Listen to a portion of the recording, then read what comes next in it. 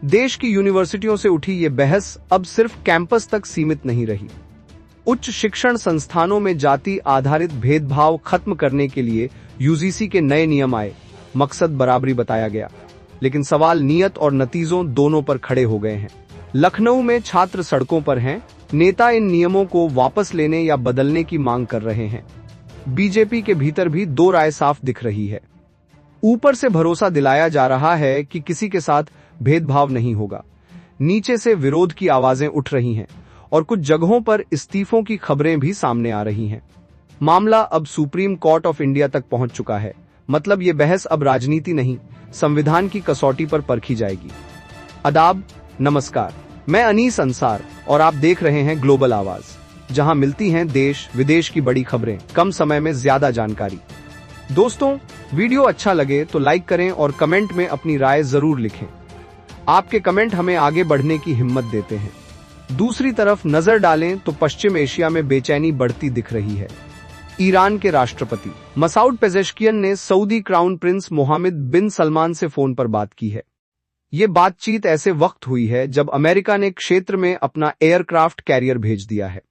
America का आरोप है कि ईरान ने प्रदर्शनकारियों पर सख्त कार्रवाई की, हजारों लोग मारे गए और इसी के जवाब में वॉशिंगटन सैन्य विकल्पों पर सोच रहा है। राष्ट्रपति डोनाल्ड ट्रंप ने यूएसएस अब्राहम लिंकन को इलाके में भेजकर साफ संकेत दे दिया है कि दबाव बढ़ने वाला है। यानी कूटनीति चल रही है, लेकिन पर्दे के पीछे युद्ध की तैयारी भी। इसी अमेरिका से एक और सख्त चेतावनी आई है। डोनाल्ड ट्रंप ने कहा है कि अगर इराक में ईरान के करीबी माने जाने वाले पूर्व प्रधानमंत्री नरी आल मैलिकी की वापसी होती है, तो अमेरिका इराक को दिया जा रहा समर्थन खत्म कर सकता है। ट्रंप का कहना है कि ये इराक के लिए बहुत बुरा फैसला होगा। यह बयान बताता है कि अमेरिका सिर्फ अपने देश की नहीं, दूसरों की राजनीति में भी लाल रेखाएं खींचने से नहीं हिचक रहा। एशिया में नजर डालें तो चीन की सेना के भीतर हलचल ने कई सवाल खड़े कर दिए हैं। पीपुल्स लिबरेशन आर्मी के शीर्ष पदों से बड़े अधिकारियों को हटाया जा रहा है। जनरल झांग यूशिया और जनरल लिू झेनली जैसे नाम इस सूची में शामिल हैं। झांग यूशिया 75 साल के हो चुके थे और वो उस सेंट्रल मिलिट्री कमीशन के उपाध्यक्ष थे जिसे सीधे राष्ट्रपति जी जिनपिंग कंट्रोल करते हैं। सवाल ये है कि क्या ये सिर्फ उम्र और अनुशासन का मामला है या फिर सेना के भीतर कोई गहरा संघर्ष चल रहा है, खासकर तब जब ताइवान को लेकर तनाव लगातार बना हुआ है। इसी चीन की तरफ अब ब्रिटेन दोस्ती का हाथ बढ़ा रहा है। ब्रिटेन के प्रधानमंत्री केयर स्टारमर चीन के दौरे पर निकल चुके हैं। 2018 के बाद ये किसी ब्रिटिश प्रधानमंत्री की पहली चीन यात्रा है। स्टारमर राष्ट्रपति शी जिनपिंग से मुलाकात करेंगे और उनके साथ कारोबार और संस्कृति से जुड़े करीब 60 बड़े नाम भी हैं।